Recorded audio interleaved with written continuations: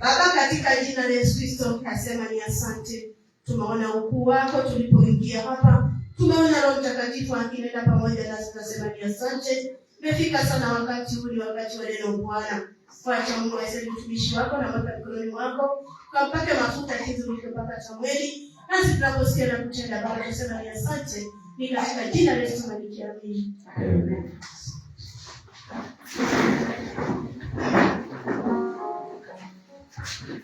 Wakristo wapendwa, amjamboni.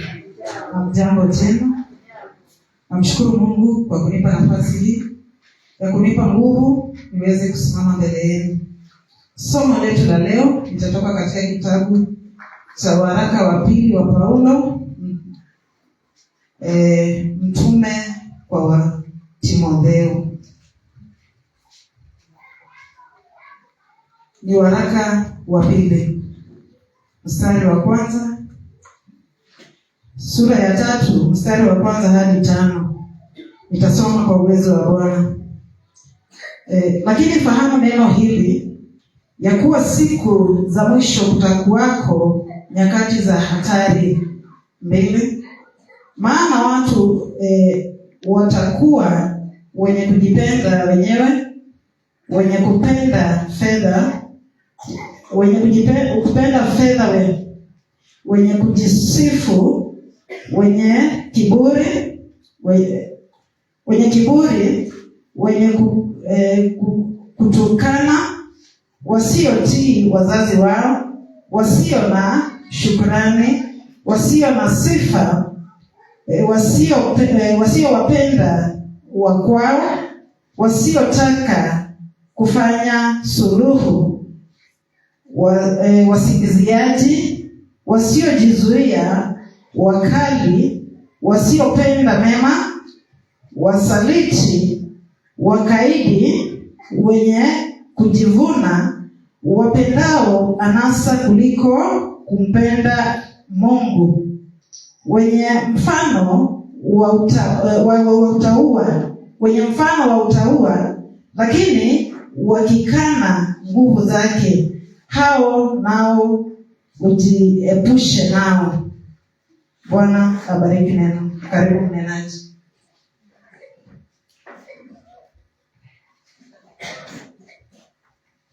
Na tuombe.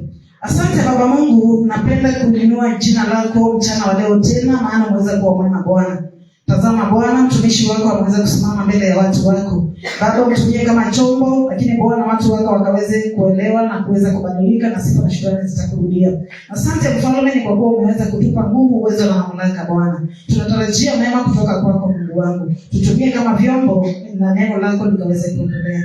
Na ni katika jina la Yesu Kristo Bwana tunaomba na tukuamini. Amen. Asante Bwana.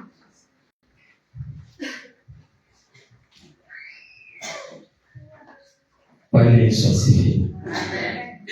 Uko nyuma, Bwana Yesu asifiwe. Amen. Mko wazima. Hata nami namshukuru Mwenyezi Mungu mchana huu ambaye amekuwa mwema na hata kufika masaa haya imekarimu mkono wa Mungu. Bwana Yesu asifiwe. Amen. Mungu ana makusudi wako pamoja nami. Ni kwa sababu gani? Ni kwa sababu amekuongoza ukaingia katika nyumba yake mchana wa leo ili tukaweze kusikia kutoka kwake. Nashukuru msomaji amesoma teksti yetu ya leo, Timotheo wa pili mlango wa 3 kifungu cha 1 hadi 5. Bwana Yesu asifiwe. Nikianza na utangulizi wa kitabu hiki, huyu ni mtume Petro ambaye aliandika kitabu akiandikia Timotheo. Ni kwa sababu Paul yeye alikuwa ni baba wa kiroho wa Timothy. Bwana Yesu asifiwe. So alikuwa akimpa haya maneno ili ya kwamba asimame imara atakapokutana nayo, asitikisike. Bwana Yesu asifiwe.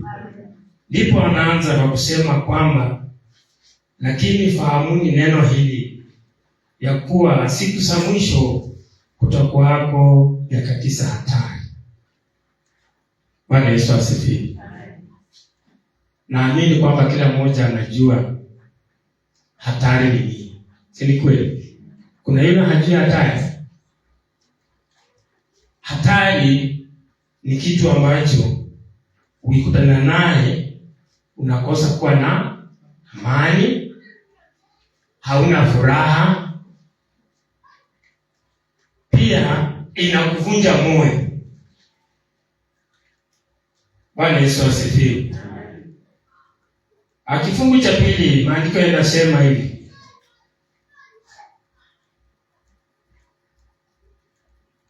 maana watu watakuwa wenye kujipenda wenyewe,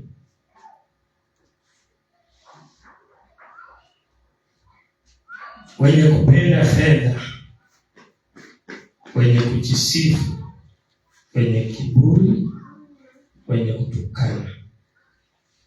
Bwana asifiwe. Paulo akiambia Timothy, alikuwa anamuandaa ili atakapokutana na hawa, already amefanya nini? Amepewa ujasiri wa kutosha, amepewa nguvu za kukabiliana nao, ya kwamba watu watakuwa wenye kujipenda. Bwana Yesu asifiwe. Sijui kama kanisa la Mlimani kuna baadhi ya watu kama hawa wenye wanajipenda wenyewe kuliko kumpenda nani? Bwana asifiwe. Mlimani wako kule? Sidhani kama wako. Maana ni watu wanamjua Mungu, wanamtafuta Mungu. Sidhani kama kuna mtu anajipenda nafsi yake. Katikati yetu tunaweza pata grupu ile watu wanapenda fedha. Yaani yeye bila pesa haoni. So ndani mwake kitu cha kwanza, pesa wapi? Mbele. Mambo mengine nyuma. Mlimani wako kweli? Sijawahi ona.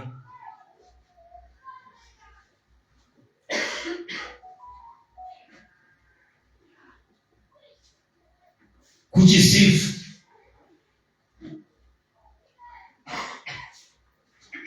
Kuna baadhi ya watu licha ya kuwa ni Wakristo, lakini katika nyumba ya Mungu hawa ni watu wa kufanya nini? Kila wakati ni kujisifu. Kwa sababu gani? Huenda ulinunua hiki kitambaa ukaleta hapa mbele, so ukawa ukijisifu kama si mimi. Hiyo kitambaa ilikuwa hapo. Lazima ni Kristo. Kwani wewe mkafiri? So ulipoendelea kujisifu kwamba kama si mimi, kingine kinaongezeka. Watu wenye kujisifu. Hiyo kalenda mimi ndio nilileta. Na unaona mwaka hii sijaleta. Naona kanisa iko na kalenda kule. Kanisa iko na pesa lakini viongozi hawaoni kununua kalenda tuwekee pale itusaidie. Kuna baadhi ya watu kama hapa na usemi kama huo mlimani kule. Sijawahi sikia. Bwana Yesu asifiwe.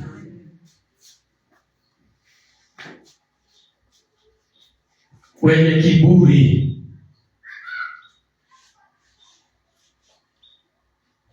Mwalimu wako, mwalimu yote tu anayefunza shule. Mwalimu David yako. Mwalimu kutusaidie. Mtu wa kiburi ni mtu wa aina gani? Ama mwanafunzi mwenye ako na kiburi kwa darasa anakaa aje?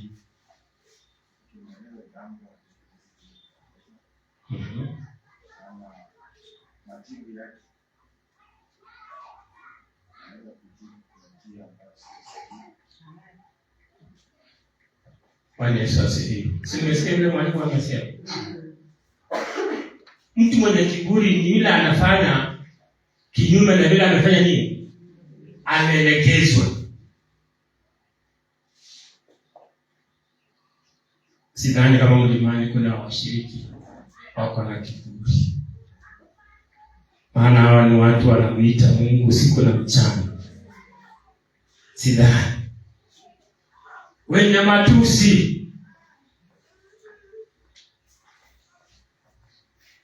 Kuna baadhi ya watu kwa vinywa vyao, siku ikianza haiwezi fika jioni kama hajafanya nini?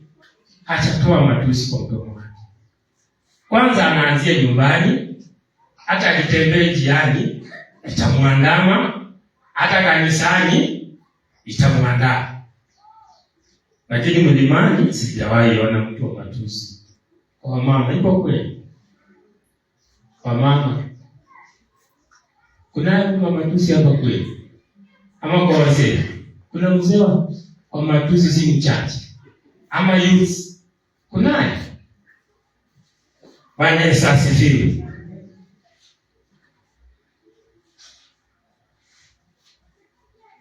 Wasiotii wazazi wao. Hata kama wewe ni mzee jinsi ulivyo na uko na wazazi, yafaa ufanye nini? Uwatii. Na kwa sababu ulikataa kutii wazazi, mtoto wako naye amekataa kufanya nini? Hata ulikataa kusema unajua jibu. Mtoto wako naye amefanya nini? Amekataa kukutii. Kwa sababu wewe ulifanya nini?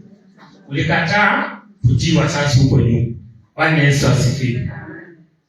So unaambia mtu gani kwamba mtoto yangu si mtiifu, sumbufu?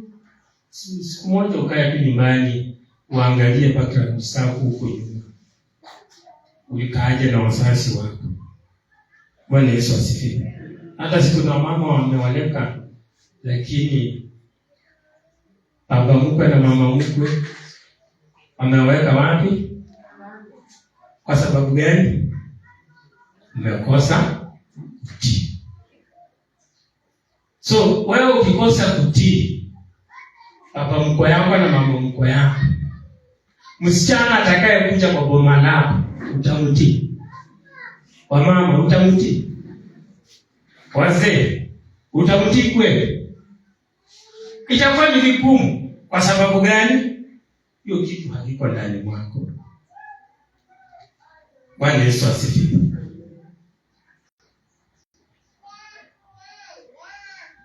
Wasio na shukrani na wasio safi,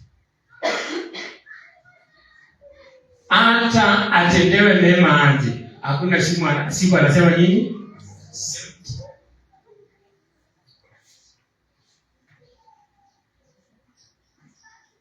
Hata apewe nini, hakuna siku atasema asante. Hata kwa mfano wewe msasi nyumbani, huyu mtoto unampa hiki na wengine wote unawapa kitu sawa. Huyu wa kwanza anakuambia asante mama, na yule mwingine ananyamaza kwa sababu ni kawaida yako wewe kufanya nini? Kumpa. So utaona kuna utofauti. Wasiotaka kufanya suluhu. Kuna baadhi ya Wakristo hata wakikwaruzana na mwenzake tukimaneno kusema samahani ama waondoe ile tofauti katikati yao. So lakini sisi kwa nyumba ya Mungu wakisema wanaenda mbinguni, sina hiyo mikono juu.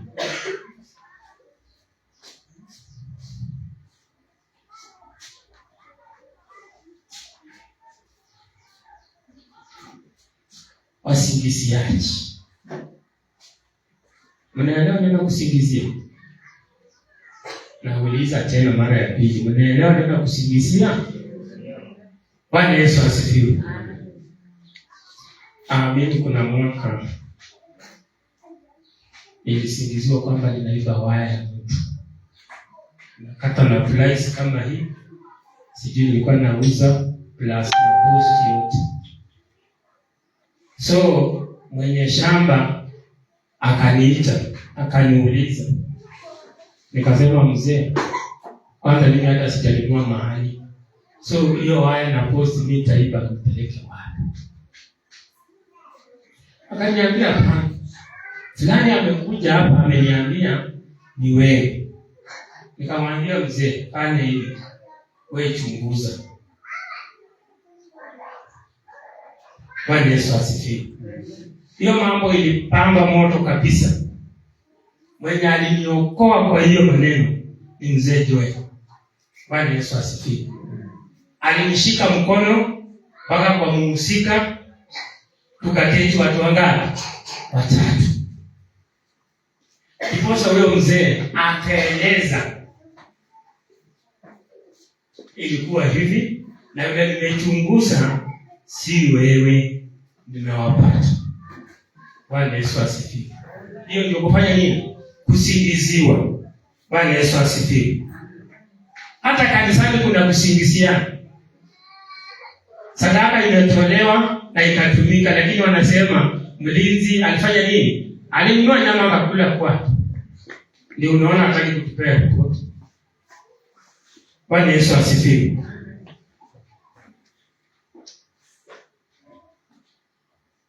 Wasiojizuia wakali.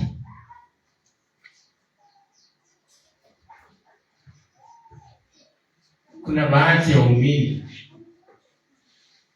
yeye kila sehemu ako.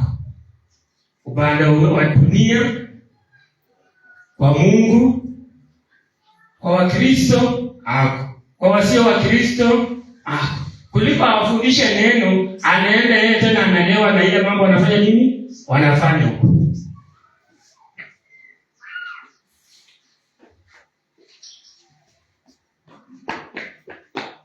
Mungu atusaidie. Na watu ambao ni wakali kila wakati. Usinilete, mimi mwanijisi. Hata kama nimeokoka, usinilete. Hey, tutaenda mbele. Itakuwa tu wokovu niweka kama. Alafu tuonane macho kwa macho. Kwani Kristo utakuwa umemweka? Hata ukiangalia jambo lenye nimefanya hao hivyo, halingefikia hapo. Wasiopenda mema.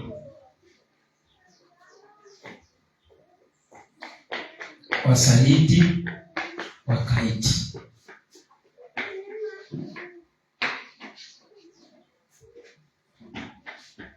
Mlimani kuna mtu anayesaliti mwingine.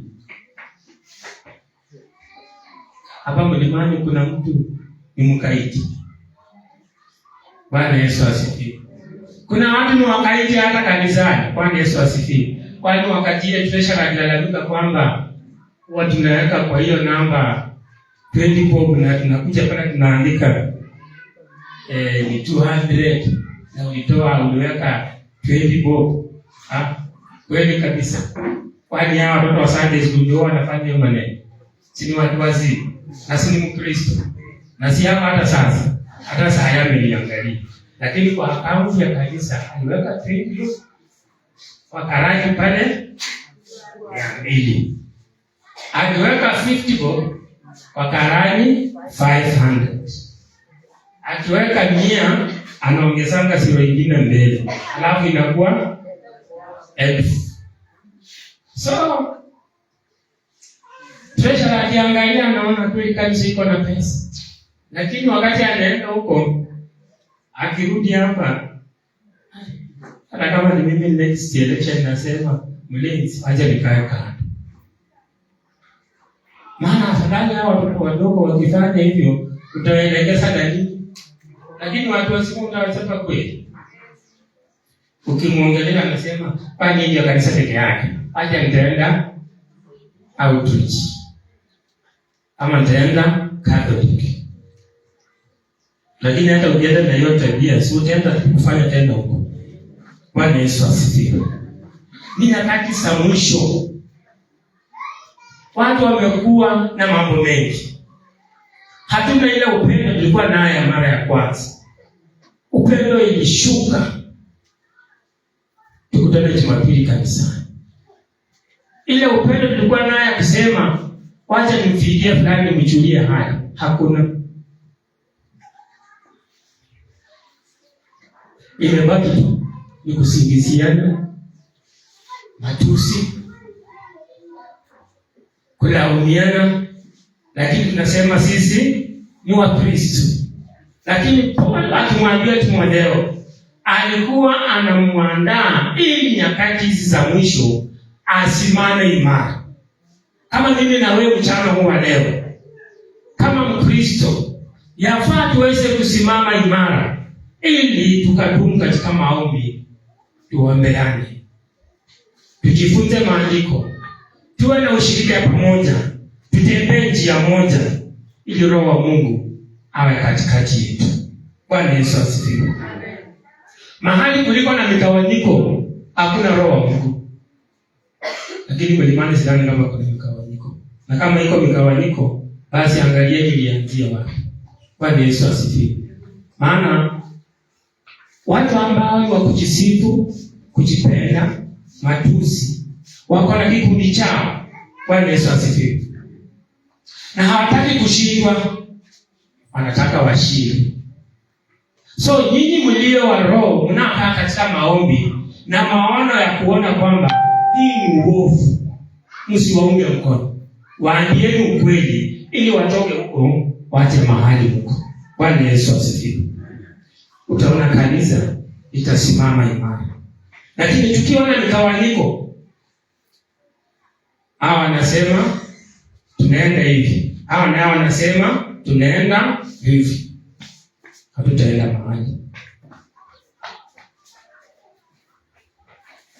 Tukiwa na Roho, wewe ni mkali tu kila wakati.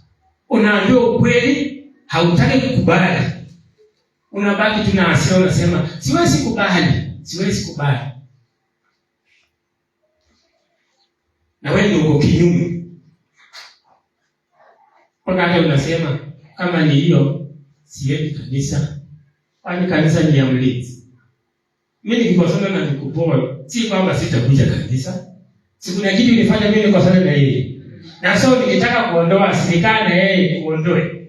Lakini nikisema siendi kanisa kwa sababu yake, nani ndio mpumbavu? Mimi. Bwana Yesu asifiwe.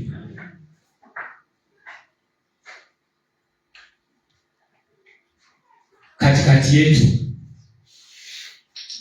ikiwa kuna watu wamekuwa wakienenda kwa mambo haya tumesoma, penda fedha, wenye kiburi, wenye matusi, wasiotii, wasiotaka msamaha, siku yako ni ya leo. Umkeukie Mungu. Umwambie Mungu, leo nanyenyekea mbele zako, niondolee hii na hii, ili nikawe mtumishi bora katika nyumba yako. Bwana Yesu asifiwe. Maana usipofanya hivyo, siku yaja utalia na kusaka meno. Lakini kwa ndio unaambiwa, kilichobaki kwako ni kuchukua hatua. Bwana Yesu asifiwe. Watu wameshuhudia hapa, shuhuda zingine ukisikia unalia machozi. Ni kwa sababu gani? Mtu ametoka kwenye kifo na saa hii yako hai. Huyo mtu ndio kusema si kuna kitu huwa anafanya. Si bure. Kuna kitu huwa anafanya, hata kama ni kiazi, kuna kitu huwa anafanya, na anafanya na roho safi. Na wewe ambaye si safi, ni nini unafanya katika nyumba ya Mungu? Na utakapokutana naye, je, utapona ama utaenda? Na ukienda, unaenda wapi? Bwana Yesu asifiwe. Ili tuweze kumpendeza Mungu kama Wakristo, lazima tuwe na upendo kwa wengine. Tukishatoka katika hayo mambo yote ambayo tumesoma, lazima tuwe na upendo kwa wengine. Penda mwenzako jinsi vile unajipenda wewe. Namba 2, tuwe watu wa kutii.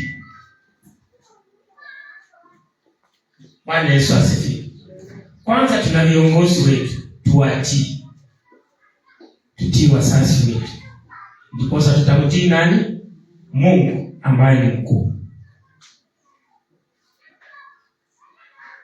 Tuwe watu wa kusamehe.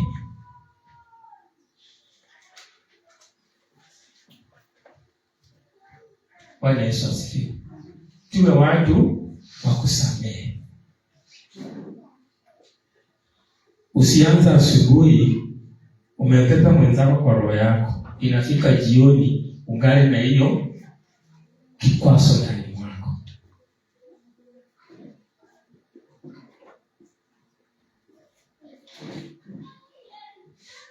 Msamaha. Na msamaha wa Kristo imekuja kuwa mlima wa ajabu. Sijui ni kwa nini.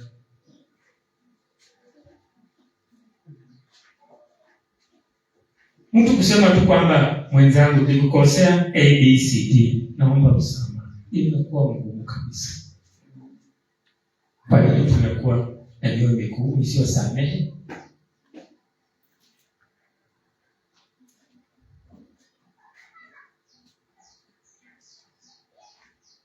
Tuwe watu wa kusema ukweli kama Wakristo. Maana ukweli utakuweka huru. Lakini ukipenda uongo, ukitembea kwa uongo, kila kitu chako kitaenda kwa sababu ni unapenda uongo.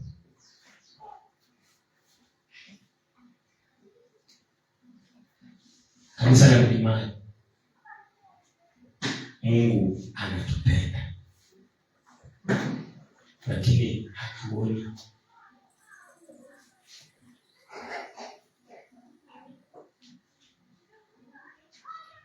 Tuwe watu wa kutenda mema. Tendee mwenzako mema. Hata kama alikukosea, hata nunua tu kitambaa, hata kama ni shilingi 100 ama kwenda. Kama mimi nilikukosea, hata tu mkutano siku ya leo, nunua tu kitambaa ya shilingi 100. Kuja sinikikataa. Unajua ni nini imefanyika? Wewe umejiosha, mimi ndio nimebeba nini? Huo uovu wote.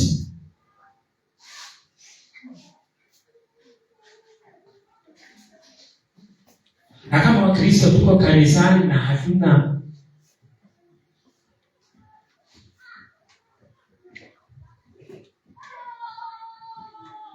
hatutendei mema, basi kuna mahali kuna shida. Kwa sababu ikiwa hatutendei mema sisi kwa sisi, na ukija kwangu utakula chakula kweli? Na wauliza, ikiwa mimi na wewe hatusalamiani, sikutendei mema, wewe na unitendei mema, ukija kwangu hata chakula utakula kweli? Utadhani chakula imewekwa nini? Na Wakristo tukifikia hapo, hiyo ni dalili ya kufanya nini? Hiyo ni dalili ya kukufa. So tutakuwa tunasema tu kijiji cha Mlimani tuko watu 100. Lakini Mungu akiweka ile ya kuangalia hiyo ndani, anaona hapa ni mtu mmoja pekee yake. Ni kwa sababu gani? Tumekatalia matusi kwa vinywa vyetu. Tumekatalia kusingizia tu wengine. Mungu atusaidie ili tusimame imara. Maana ni nyakati za mwisho. Sijui kesho, wewe hujui kesho. Kuna mtu anajua kwamba atafika mwezi wa 5 kweli hapo? Kunaye. Mbona usitende mema? Siku hizi ni za uovu. Ukitembea kila mahali hakuna wema. Na ukikosa Roho Mtakatifu, nani atakaye kusaidia ili ushinde? Bwana Yesu asifiwe. Ni lazima tukubali kwamba sisi wenye dhambi, tumuite Yesu Kristo ili awe ndani mwetu nasi tukae ndani mwake, ili nyakati hizi za uovu tuweze kushinda. Lakini ikiwa tutaendelea kukaa katika maovu, hatutashinda, tutashinda. Na ni vibaya sana tushindwe. Na tumepewa mwelekeo, tumepewa njia. Hukumu uko wapi?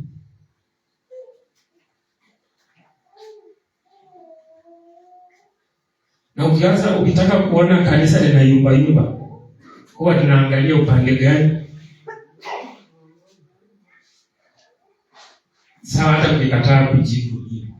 Nyumba ya Jose ikipomoka, mkifuata ukweli, mtapata sababu ilitokea kwa nani?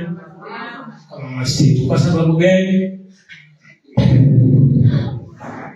Na hata kanisa likianza kudidimia, wazee wakikaa kwa kamati wakiuliza mlinzi wa mama, hii shida ilianzia wapi? Ilianzia kwa Alhamisi, ilikuwa kwa mlinzi wetu.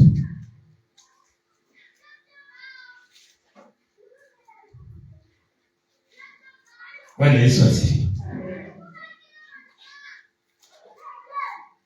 Punguzeni hasira hiyo mko nayo. Maana mnararuana nguo mpaka mbele ya watoto. Mtoto atakuheshimu kweli?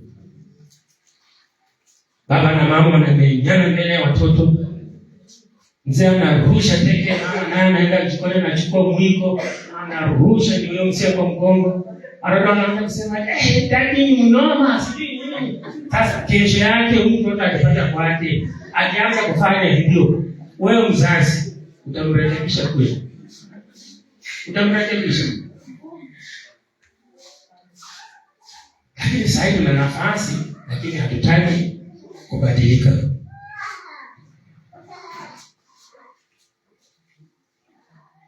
Mwisho tunasema hivi, kama kanisa la Mlimani, tuwe na upendo.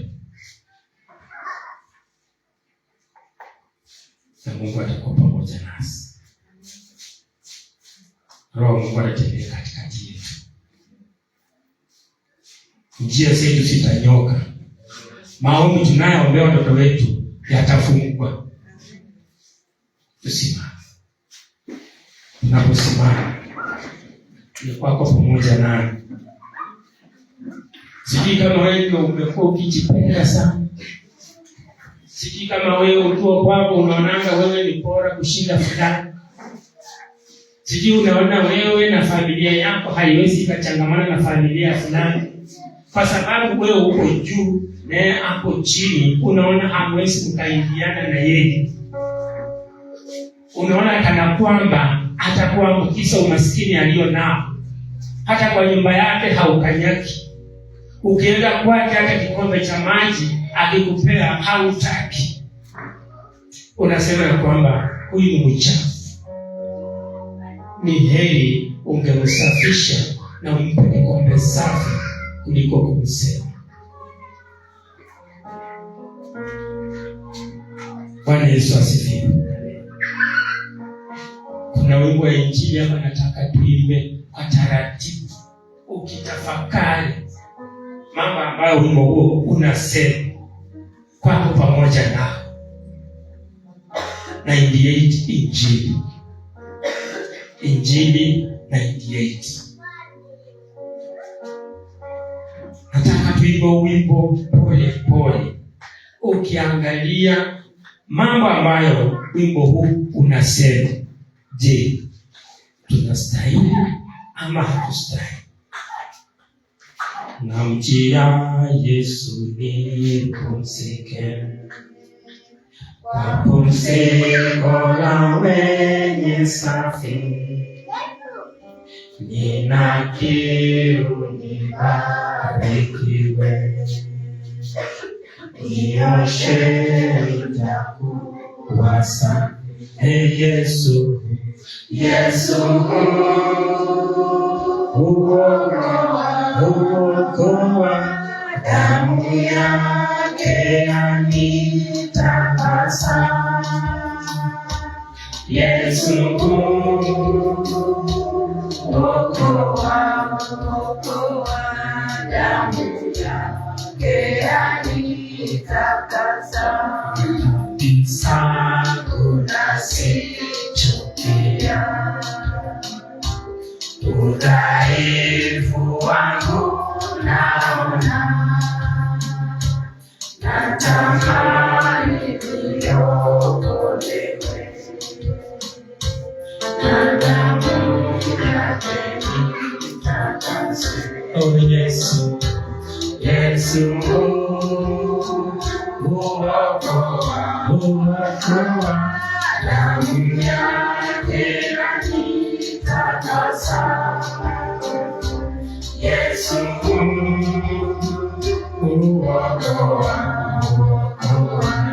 damu yake yanitakasa. Yesu kanitolea yote, akibana hazina zote. Nahitaji baraka zake, nisafishe damuni mwake. Oh Yesu, Yesu huokoa, damu yake yanitakasa. Yesu huokoa, damu yake yanitakasa. Namtegemea Yesu pekee, naamini wokovu wake. Damu yake imenitosha, sasa nimepata furaha. Oh Yesu, Yesu huokoa, damu yake yanitakasa. Yesu huokoa, damu yake yanitakasa. Najawa na pendo la Mungu, na pendo la watakatifu, naimarishwa na uwezo wa damu yako. Oh Yesu, Yesu huokoa, damu yake yanitakasa. Yesu huokoa,